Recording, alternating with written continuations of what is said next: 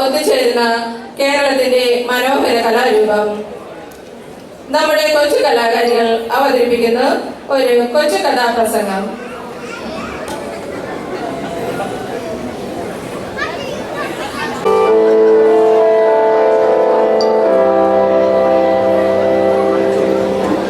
മാന്യകലാസ്നേഹികളെ, നിങ്ങൾക്ക് വന്ദനം. മഹാകവി ജി ശങ്കർകുറുപ്പിന്റെ വിശ്വദർശനം എന്ന സമാഹാരത്തിൽ നിന്നുള്ള ഒരു കവിത, ചരിത്രത്തിനേടുകളിലേക്ക് വെളിച്ചം വീശുന്ന ആ കവിത കഥാപ്രസംഗ രൂപത്തിൽ ഞങ്ങൾ അവതരിപ്പിക്കുന്നു. ചന്ദനക്കട്ടിൽ. കാതിക ആൻ മറിയ ലവി, കാതിക നിയ ജോസഫ്, ഗായിക ലിസ ജിബി, തബല പീറ്റർ മോലെ, piano Kevin Paul, tambourine Jonathan Simon, cymbal Nibu Nivalis.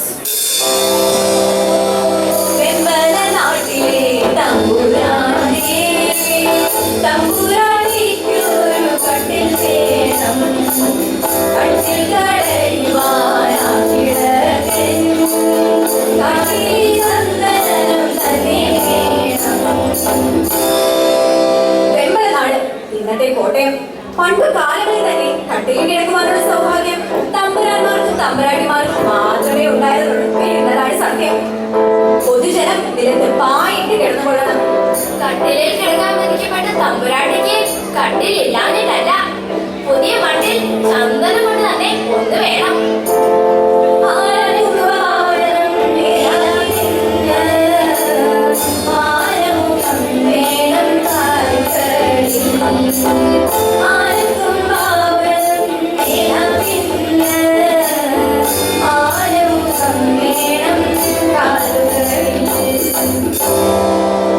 തമ്പുരാട്ടിയുടെ മോഹം അറിഞ്ഞ് തന്നെ തമ്പുരാൻ കൽപ്പനയായി. ആരുടെ മേനോക്കേച്ചിനോട് വരാൻ പറയൂ. മേനോക്കേച്ചൻ എന്നാൽ കാര്യസ്ഥനാണ്. തമ്പുരാന്റെ കൽപ്പന കേട്ടയുടെ തന്നെ മേനോക്കേച്ചിനും മേനോന്മാരും തച്ചന്മാരും ഒക്കെ ഒരു വൻ പടയായി വാക്കത്തിയും കോടാലിയും എടുത്ത് തമ്പുരാനെ ഓച്ചാനിച്ച് തൊഴുതിറങ്ങി. ചന്ദനമരം തേടി അറിയുന്ന അവരുടെ മനസ്സിൽ തമ്പുരാട്ടിയുടെ രൂപഭംഗി തെളിയുകയാണ്.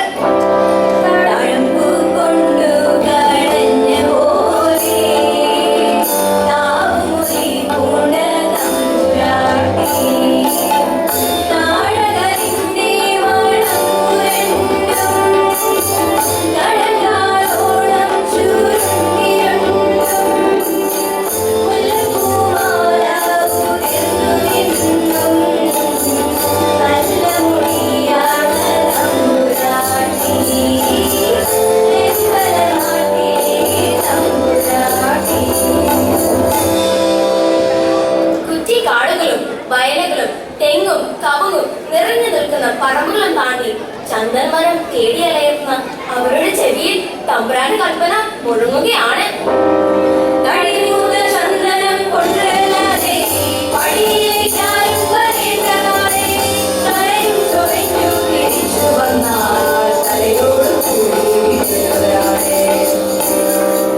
നടന്ന് നേരം ഉച്ചയായി. വിശപ്പും ദാഹവും സഹിക്കവയ്യാതായപ്പോൾ കയ്യിൽ കരുതിയിരുന്ന പൊതിച്ചോറുന്നതിനായി ഒരു അരുവിയുടെ തീരത്ത് മരത്തണലിൽ അവർ ഇരുന്നു. ഭക്ഷണം കഴിക്കുന്നതിനിടെ ഒരാൾ ചോദിച്ചു, അതാ അങ്ങോട്ട് നോക്കൂ, എന്താണത്?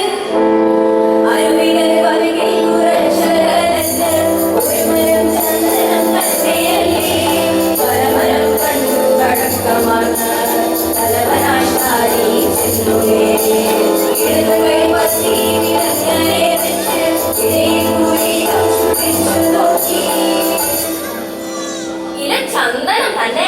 ഇത് കേട്ടവാതെ എല്ലാവരും കൈ കഴുകി ആ മോൻ മരത്തിന് ചുറ്റും നിന്നു. ഒരാൾ ഒരു ചെറു ചില കൊത്തിയെടുത്ത് മണത്തു നോക്കി. ഹായ്, നല്ല മണം, ഒരു ചന്ദനത്തിന്റെ തണുത്ത ഗന്ധം.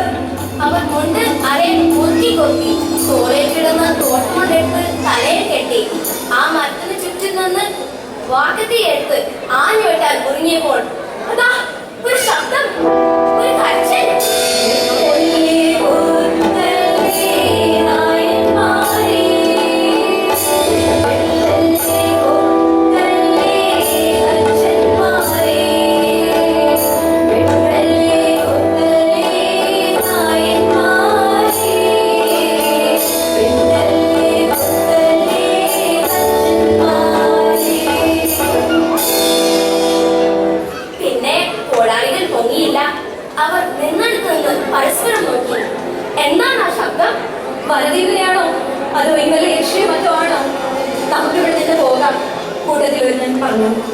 പക്ഷേ ചന്ദ്രമലമില്ലാതെ എങ്ങനെ തിരിച്ചു ചെല്ലും?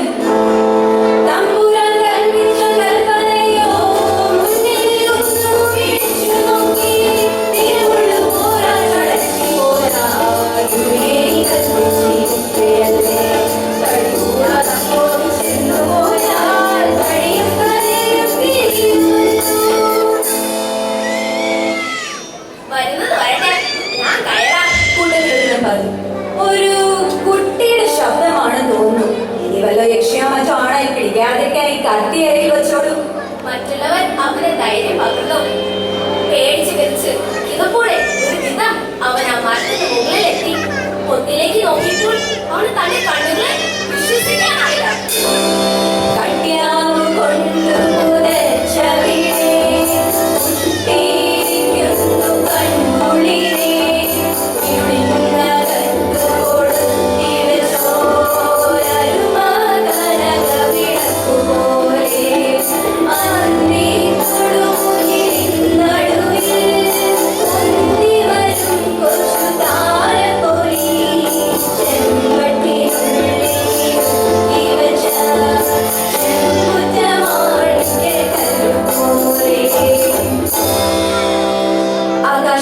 നക്ഷത്രം പോലെ തിരുളി കൊളുത്തി വെച്ച വിളക്ക് പോലെ ചെമ്പകത്തിന്റെ നറും ഒന്നുപോലെ സുന്ദരിയായ പെൺകുട്ടി.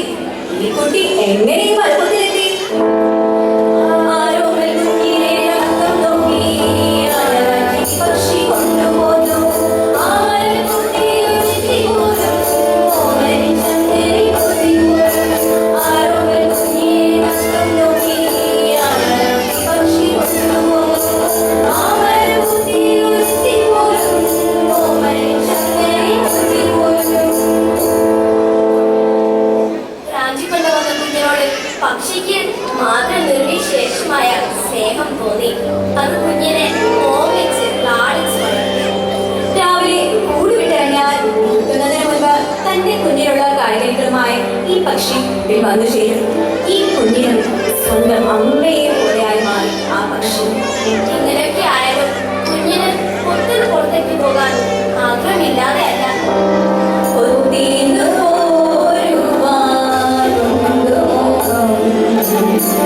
ഓരുവാൻ വയ്യാതതാണ് ഓരും നിരവധി വാത്സല്യമോരുമ ചിരവിട്ടടിച്ച് മരിക്കുമ്പോഴും.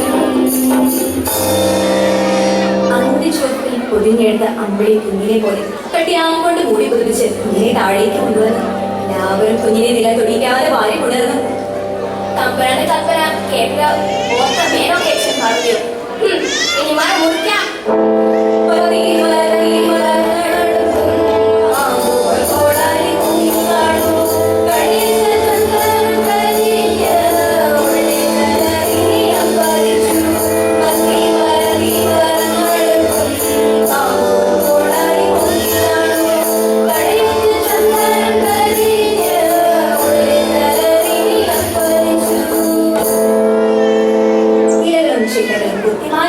എല്ലാവരും ചേർന്ന് തോളിലേറ്റ് ആഹ്ലാദത്തോടെ കൊട്ടാരത്തിലേക്ക് മടങ്ങി.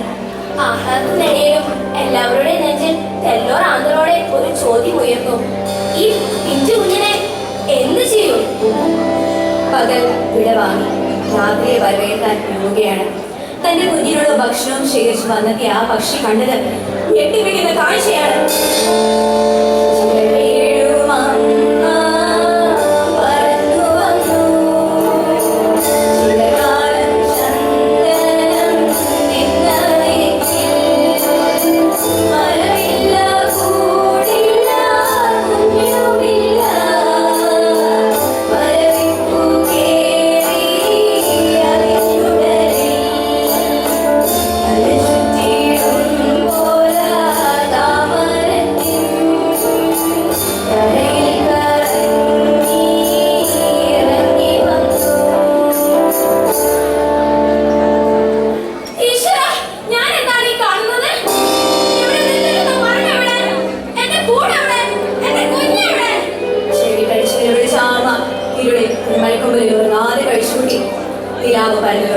വളരെ ക്ഷീണിതയായി ഉറങ്ങാതിരിക്കുന്ന പക്ഷി നില വിളിച്ചതിൽ താഴെ കണ്ടു.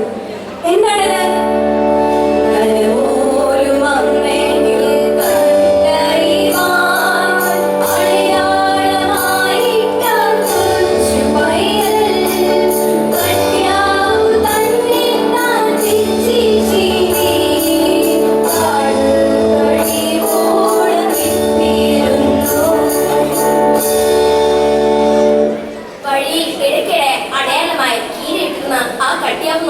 പക്ഷി കുറെ ദൂരം പറന്നു ചെന്നു. പക്ഷെ കുറെ കഴിഞ്ഞപ്പോൾ ആ അടയാളവും കാണാതെയായി. പക്ഷേ കുഞ്ഞിനോടുള്ള അഗാധമായ സ്നേഹം ഒന്നുകൊണ്ട് മാത്രം കുഞ്ഞിനെ കൊണ്ടുപോയ മാർഗം മണത്തറിഞ്ഞ് വീണ്ടും പറന്നടക്കുകയാണ് ആ പക്ഷി. സ്നേഹം മണത്തറിഞ്ഞു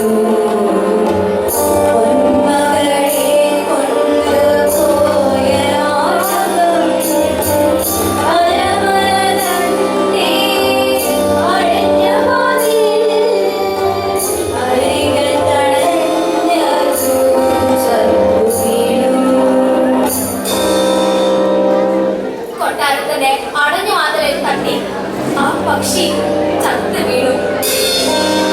പാതി വീഴുന്ന കൊക്കുമായി കിടക്കുന്ന ആ പക്ഷിയെ കണ്ടപ്പോൾ കൊട്ടാര കാവൽക്കാർക്ക് പോലും തൊണ്ടയിടറി. ചന്ദന ചീടുകൊണ്ട് ചിതയൊഴുകി വീരാളിപ്പെട്ട് പൊതിഞ്ഞ ആ പക്ഷിയുടെ ജഡം വിരോചനമായി സംസ്കരിച്ചു. ആ പൊള്ളുന്ന കാഴ്ച കണ്ട് ഇളം പൈതൽ പൊട്ടിക്കരഞ്ഞു. കാലം കടന്നുപോയി. ഇളം പൈതൽ വളർന്ന് സുന്ദരിയായി. കൊട്ടാരത്തിന്റെ ഇലമുറ തമ്പുരാട്ടിയായി. തമ്പുരാട്ടിക്ക് വേണ്ടി അതിമനോഹരമായ മറ്റൊരു ചന്ദനക്കണ്ഠൻ തന്നെ പണി കഴിപ്പിച്ചു.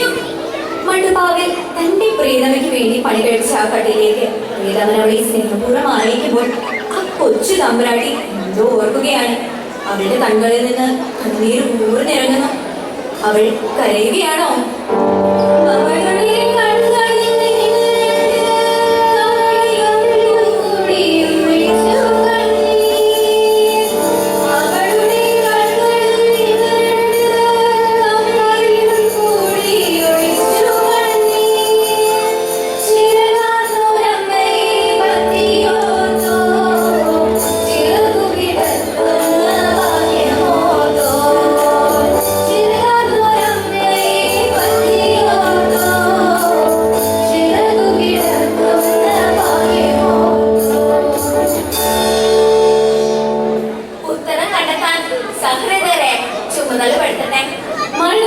സ്വന്തം കുഞ്ഞിന് വേണ്ടിയിതായിരുന്ന മഹനീയമായ മാതൃത്വത്തിന് മുൻപേ ശിരസ് നമിച്ചുകൊണ്ട് ഞങ്ങൾ നിർത്തുന്നു. നന്ദി, നമസ്കാരം.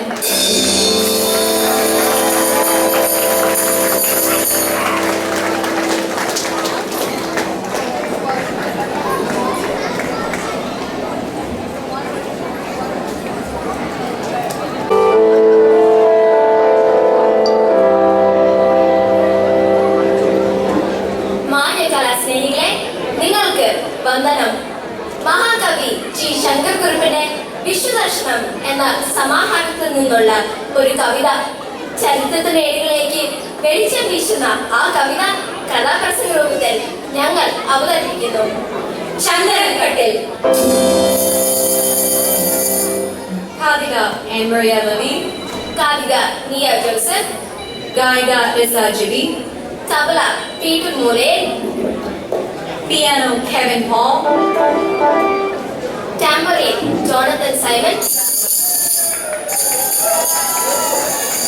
cymbal Nibu Nivavas.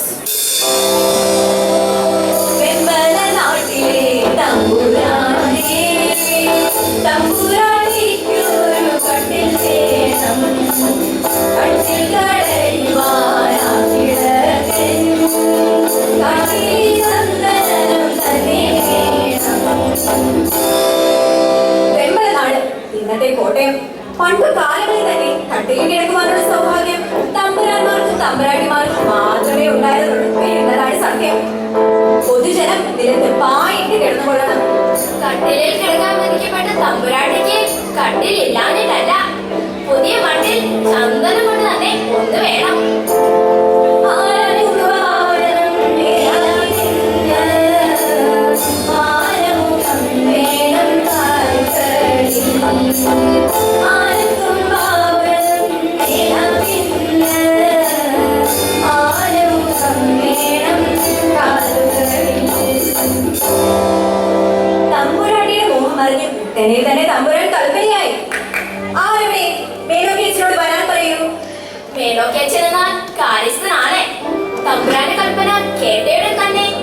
മേനോകേച്ചിലും മേനോന്മാരും തച്ചന്മാരും ഒക്കെ ഒരു വൻ പടയായി വാക്കത്തിയും കോടാലിയും എടുത്ത് തമ്പ്രാനെ ഓച്ചാനിച്ച് തൊഴുതിറങ്ങി. ചന്ദനമരം തേടി അറിയുന്ന അവരുടെ മനസ്സിൽ തമ്പുരാട്ടിയുടെ രൂപഭംഗി തെളിയുകയാണ്.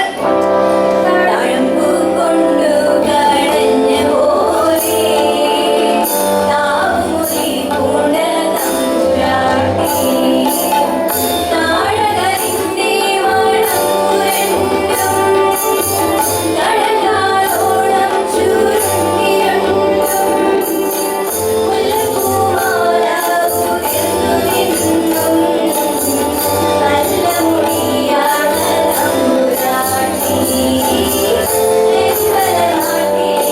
തമ്പുരാട്ടി. കുറ്റിക്കാടുകളും വയലുകളും തെങ്ങും കവുങ്ങും നിറഞ്ഞു നിൽക്കുന്ന പറമ്പുകളും താണ്ടി ചന്ദനമരം തേടിയലയുന്ന അവരുടെ ചെവിയിൽ തമ്പുരാന്റെ കൽപ്പന മുഴങ്ങുകയാണ്. തടിയൂത ചന്ദനം കൊണ്ടല്ലാതെ പടിയിലേക്കാരും വരേണ്ടതാണേ.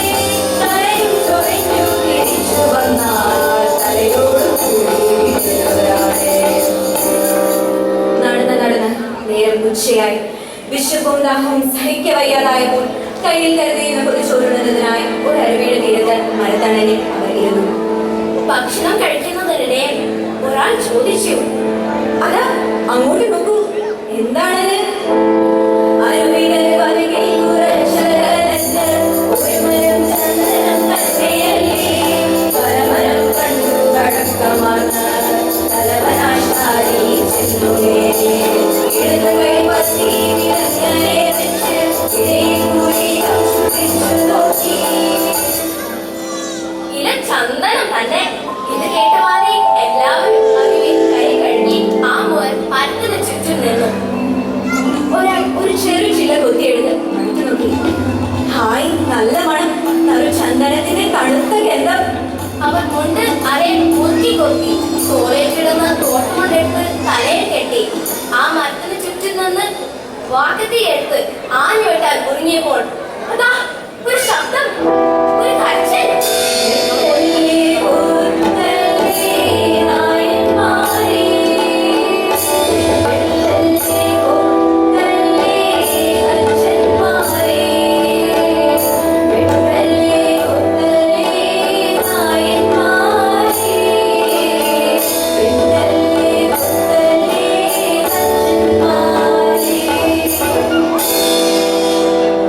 പിന്നെ കോടാലികൾ പൊങ്ങിയില്ല.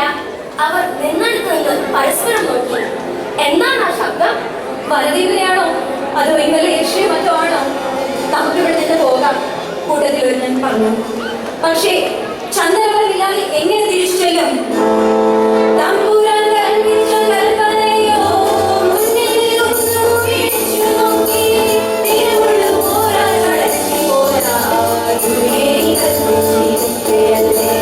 തടികൂടാതപ്പോൾ ചെന്നു പോയാൽ തടിയും കരയും പിരിയുന്നു. വരുന്നത് വരട്ടെ, ഞാൻ കയറാം. കൂട്ടത്തിലൊരുവൻ പറഞ്ഞു.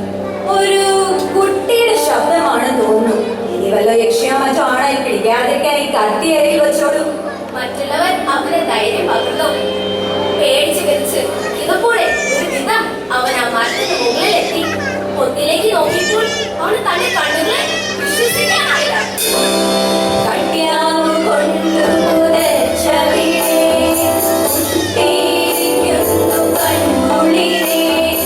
ഇരുളിനകത്തു കൊളുത്തി വെച്ചോരരുമ കനകവിളക്കു പോലെ. അന്തി തൊടുമുകിലിൻ നടുവിൽ വരും കൊച്ചു താരപ്പൊലി.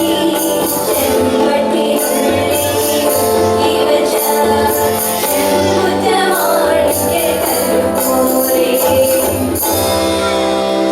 ആകാശത്തിലെ നക്ഷത്രം പോലെ, ഇരുളിൽ കൊളുത്തി വെച്ച വിളക്ക് പോലെ, ചെമ്പകത്തിന്റെ നറുമൊത്തുപോലെ സുന്ദരിയായ പെൺകുട്ടി. ഈ കുട്ടി എങ്ങനെ ഈ വലുപ്പത്തിലെത്തി? ആരോമൽ കുഞ്ഞിനെ നടക്കം നോക്കി അനവധി പക്ഷി കൊണ്ടുപോന്നു. ആ മരക്കുട്ടിയിൽ ഒരുത്തി പോലും ഓമനി ചന്ദ്രനെ കൊതിപോലും. ആരോമൽ കുഞ്ഞിനെ നടക്കം നോക്കി അനവധി പക്ഷി കൊണ്ടുപോന്നു.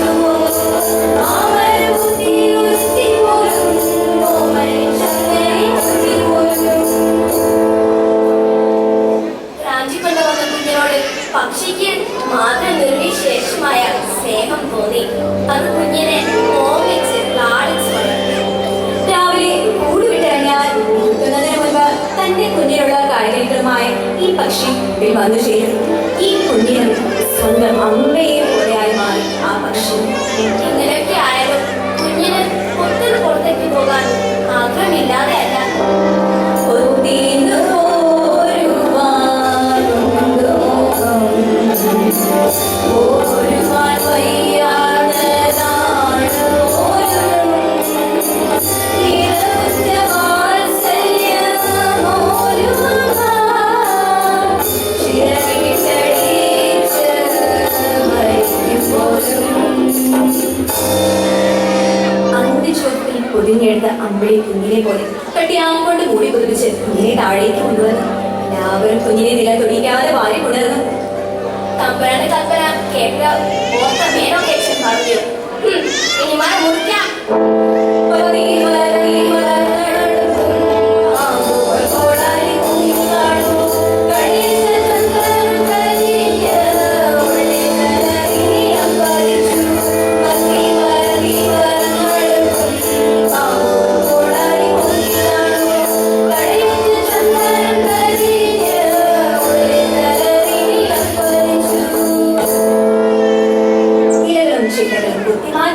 എല്ലാവരും ചേർന്ന് തോളിലേറ്റ് ആഹ്ലാദത്തോടെ കൊട്ടാരത്തിലേക്ക് മടങ്ങി.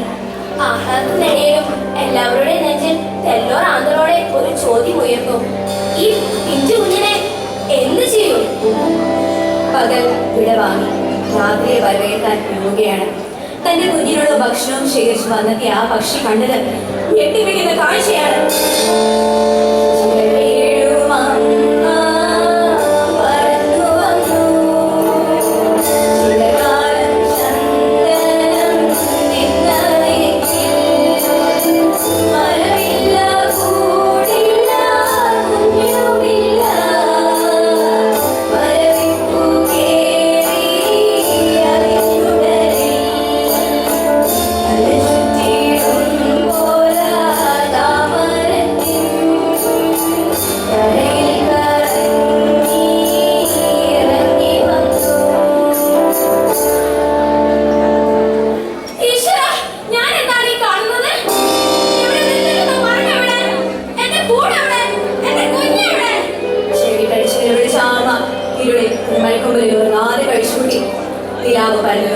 വളരെ ക്ഷീണിതയായി ഉറങ്ങാതിരിക്കുന്ന പക്ഷി നില വിളിച്ചതിൽ താഴെ ഏതോ ചോരപ്പാട് പോലെ കണ്ടു. എന്താണത്?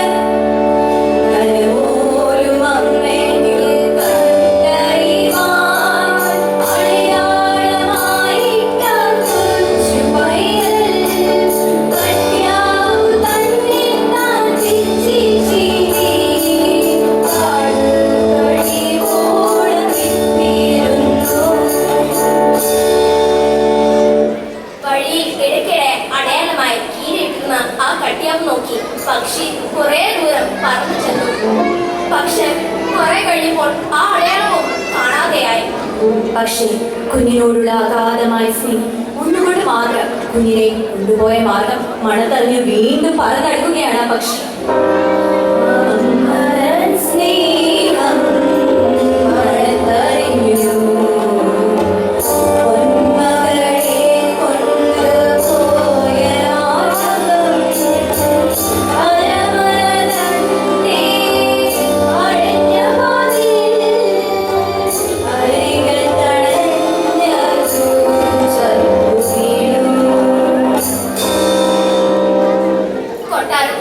അടഞ്ഞു വാതിലിൽ തട്ടി ആ പക്ഷി ചത്ത് വീണു.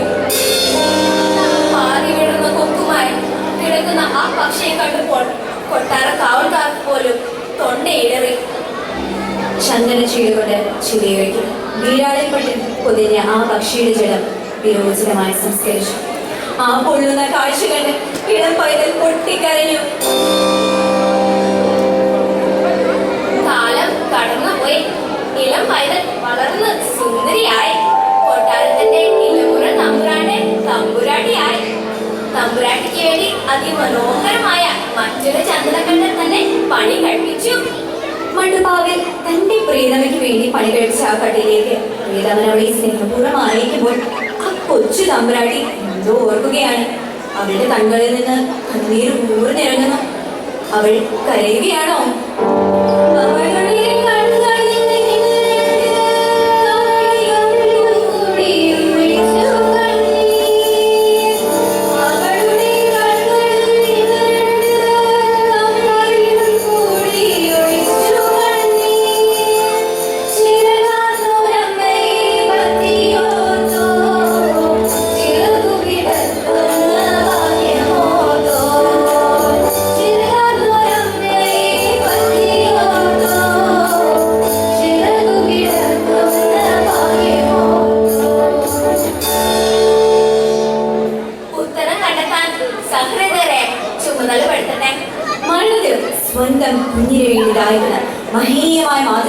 പ്രിയതമയുടെ ശിരസ് നമിച്ചുകൊണ്ട് ഞങ്ങൾ നിർത്തുന്നു. നന്ദി, നമസ്കാരം.